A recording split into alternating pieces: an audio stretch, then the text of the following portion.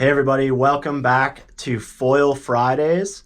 It's been a while since we posted a video, but we're back at you. We're entering a little bit of our slow season now, so we're gonna hammer out a bunch of new videos for you guys. Got some exciting new products, comparisons, how-tos, and all that stuff coming your way shortly. But today, we are going to talk about wing foil wings. Primarily, we're going to talk about the Ozone Wasp and the F1 Swing, which are two of our favorites here at the shop, and seem to be two of the favorites in the industry, especially by those people, that are kind of pushing the game, pushing the boundaries of where the sport is going. So we're going to talk about those, talk about some of their similarities, their differences, and what makes them so great.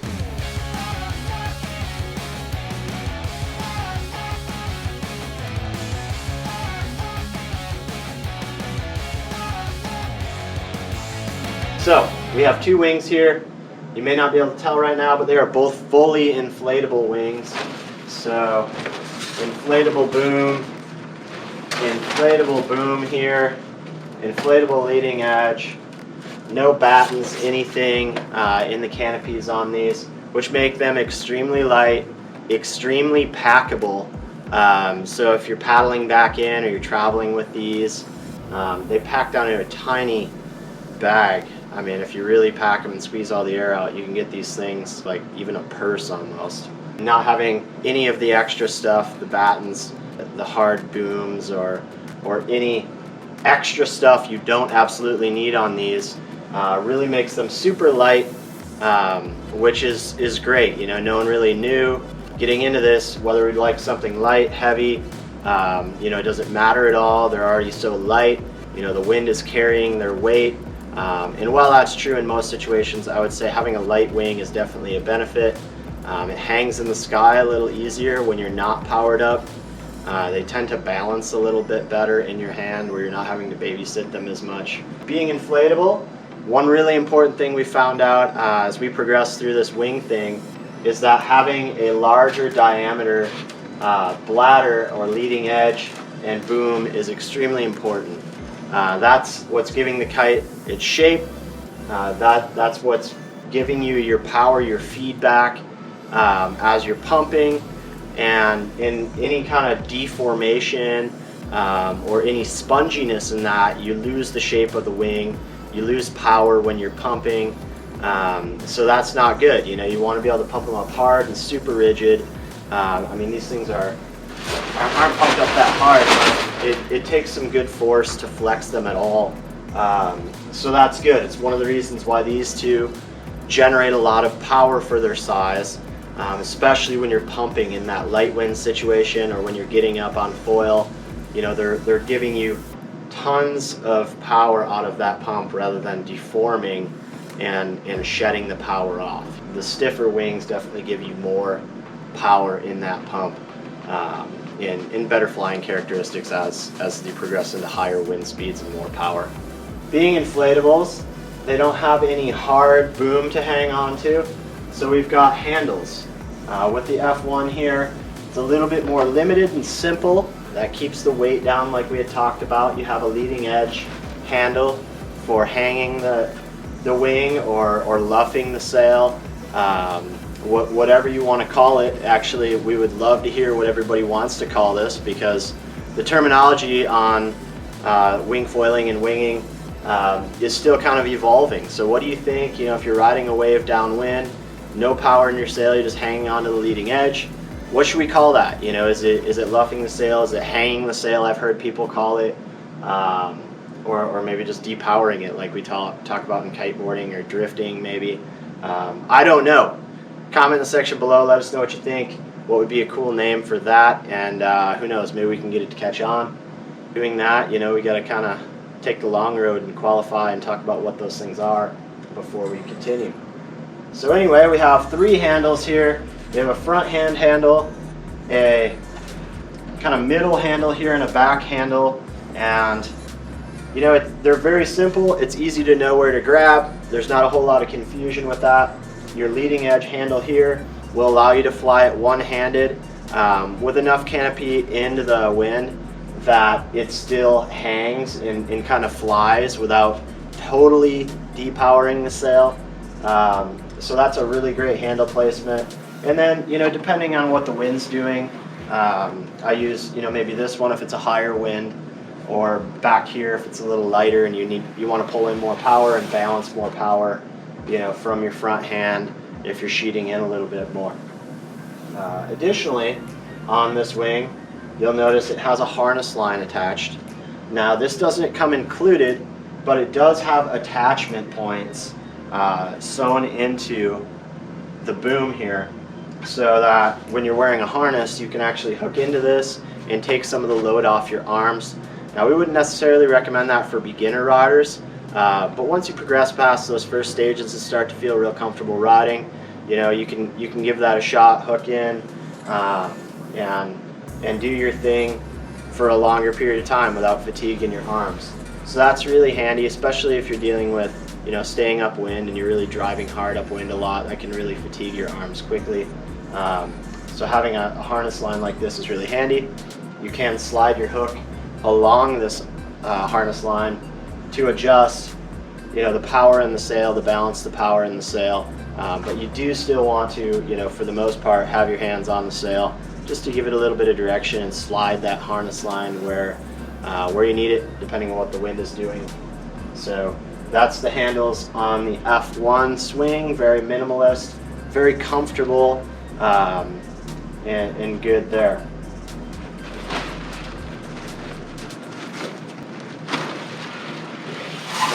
Now to contrast here, we have webbing handles again on the Ozone Wasp. Only, as you can tell, we've got quite a few more here to give you more options, and that can be handy, especially if you're pushing the range of what the wing is capable of. On the low end or the high end, you may want to grab different handles depending on your situation and how you're riding to help balance that power, or even for something as different as like shoulder width or arm length. I'm a pretty tall guy, so I tend to grab a little wider, or at least shoulder width here. So in certain circumstances that would mean I'm back here. Other more powered situations I might be up here. So that really allows you to pick your handle. For new riders, it might be kind of like, hey, which handle do I grab? I would say, most common is somewhere up in here and somewhere in here for those average wind speeds for the wing. And when you do find those kind of favorite handles, I've even seen people mark them with tape, just as a quick visual reference. So when you're going to grab a handle, you can grab the right one. Although if you do grab the right one, it's not the end of the world. You just might have a little bit more pressure in your backhand or your front hand, depending on where you grab and how you want to maneuver that wing. And it's very easy and quick to change handles as well. One thing you're seeing on the Wasp that you don't have on the swing wing are a Y-strap handle. Now there's a few brands out there doing this. You got Slingshot, you got Ozone doing this. And what that does is it helps you control the way the wing rolls and twists in the wind, especially if you're in some kind of gusty, nasty winds. If you're dealing with a bigger sail like the 6 meter here, it can be handy to have a point of leverage over how that wing twists in your hands. So if you're here and you're holding here, you can help hold that wing up in the gusts, because if you can imagine when you're holding this, your lower body is eclipsing the lower part of the sail sometimes, especially if you're riding on foil and a little bit more full power in a vertical sail direction, where your body is blocking the wind into the lower part of the sail. And you get a gusty wind, that can have a tendency to have the wing fold over forward a little bit in certain circumstances. So having that point of leverage over that, really allows you to hold it and reduce the amount of roll and twist there is in the wing as you're going through those situations. It maybe not quite as useful if you're in a more high wing angle. When you're just getting started, or when you're lifting yourself with a little bit more power, and not totally horizontal leaning into it. But they're super handy to have, and additionally, they provide a support brace for the leading edge connecting to the boom. And like we talked about before, any increase in rigidity between all those systems really, helps amp up the performance. So that's something we've really, come to enjoy and use a lot, especially in the bigger wings, is this Y strap here. Difference in actual webbing straps here for the handles. The Ozone ones are a bit thicker and more padded. That does add just a little bit of weight, but it is maybe a little bit more comfortable. Both handles fit really nicely in your hand. They conform to your fingers and what your hand are doing. So really that helps reduce fatigue as compared to a hard boom or a larger diameter that you would be grabbing onto. The larger the diameter, what you're hanging on to, the harder it is, the more work you have to do to grab it. Whereas a webbing strap sinks down into the crevices in your hands and really conforms to your hands. It doesn't take much effort for your fingers to hang on to that, even in really powered situations. So that really reduces, your arm pump in here. Of course, you're still going to get it in your shoulders and your back from hanging on to the wing, but it really reduces the fatigue in your hands for long sessions, which is really cool. So, you may have noticed we have wrist leashes on these. Both of these wings come included with wrist leashes. They are not the coil style. These are the bungee nylon strap style wrist leashes, which again we have come to really enjoy. They're not going to get tangled around your fingers. They don't knot up easily or anything like that. And they're really just kind of straightforward and easy to use. And having a little bit longer leash, obviously on a 6 meter, is what you need.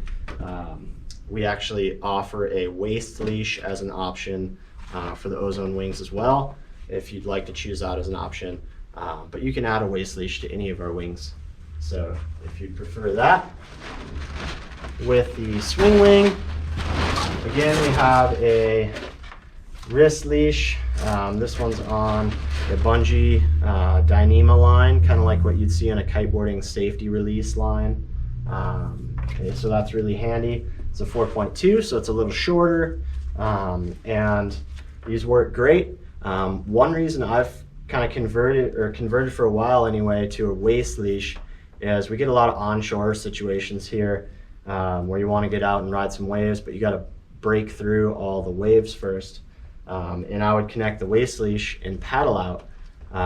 One of our customers actually told me one way he was doing it with a wrist leash lately is he was attaching this to his ankle like you would a surf leash and paddling out that way. So I thought that was really nifty and would share that with y'all because that was something that just didn't click with me. Even though I'm a surfer, like I didn't think to put it on my ankle, paddle out, and then switch it to my wrist. But I think that's brilliant. Especially with a sinker board, a wrist leash is really handy because you're sinking and you can just grab it right off your wrist. They tend to be a little shorter. So doing that really just makes your life easier, but you can still paddle out through the surf. So I thought that was really neat. Something might want to try if you're dealing with any kind of swell you have to get through. All right, so those are some of the kind of basics here. Both wings, obviously super high quality. We've been testing these a long time and love them. These are the two we all fight over here in the shop, between the swing and the Wasps. And most of us tend to ride like a 4-6 quiver, 6 for light wind, 4 for the more fun high wind stuff and riding swell. And they both work phenomenally. The jury's probably kind of split out there between these two. When you talk to people that have some experience with different wings, everybody can agree these are phenomenal. But everybody's got their own take on which one's better. Couple of reasons for that. They're very similar. I would say both of them are headed in the direction that I see wing foiling kind of going ultimately with design. But you get a couple of changes here. So number one, the shape. So the F1 swing, as you can tell, it's a little higher aspect. So the wingspan is larger. Your cord is a little narrower, especially when you get out here towards this end tip, wingtip section. It kind of V's into a a more pointy high aspect tip.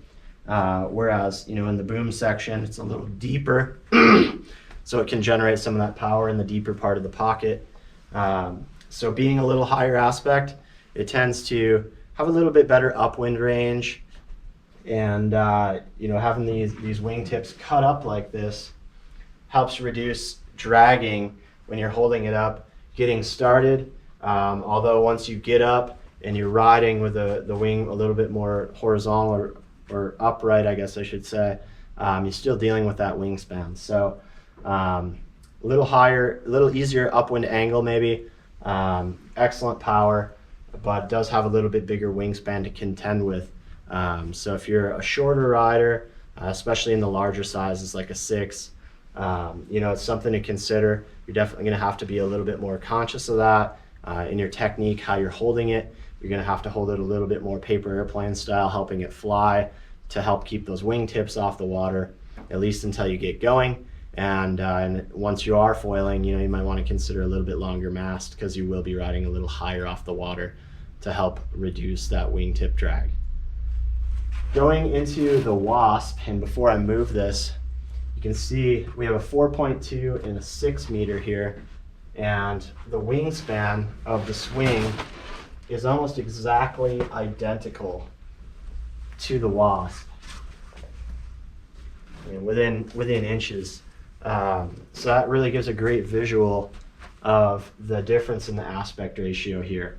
You can see the Wasp is a little deeper, and the wingtips are a little bit more full, so they come a little straighter out and a little deeper down into here, whereas this kind of tapers off into more of a point.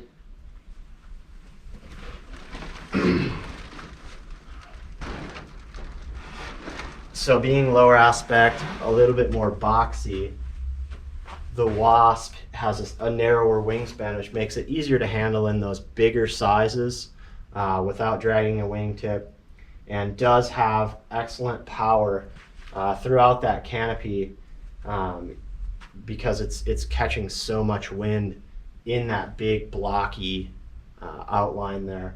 But going upwind is not quite as good as the swing. I'd say I still have no problem staying upwind on the Wasp, especially when you're properly powered. And that's the thing with winging. If you want to stay upwind, you have to have enough power to be able to drive that upwind. Otherwise, you just kill the power in the sail and either sink, or you can't point upwind hard enough while you're properly powered. So if you're having troubles riding upwind, make sure you're properly powered. That's really going to help you. And obviously on something big like a 6 meter Wasp, power's not much of a problem as long as the wing is there. It's a very powerful sail we have here, wing we have here. So that makes your life easy in those lighter wind days. And sometimes just the means to an end to get out there and have some fun. Or if you're a heavier person, you know, this could be your go-to wing for most of your wind conditions. So that's a wrap, guys. We have the F1 swing wing and the Ozone Wasp here. These have been two of our favorite wings out there. We'd love to hear what you have to say, what your favorites are. If you have any experience with these, you know, I'm sure I missed some aspects, you know, that you love or hate about either one of these, and we'd love to hear about it. So put some comments in the section below. Maybe have some comments about, you know, different aspects of winging we got a name yet, how we're going to call, you know, sheeting in or powering it or depowering it, and riding downwind with it in front of you, or riding upwind with it behind you on a wave. Love to get some terminology for some of that stuff. So, you know, put your vote in there, let us know what you think, and we can start to narrow down some of these terms we're talking about in this new sport.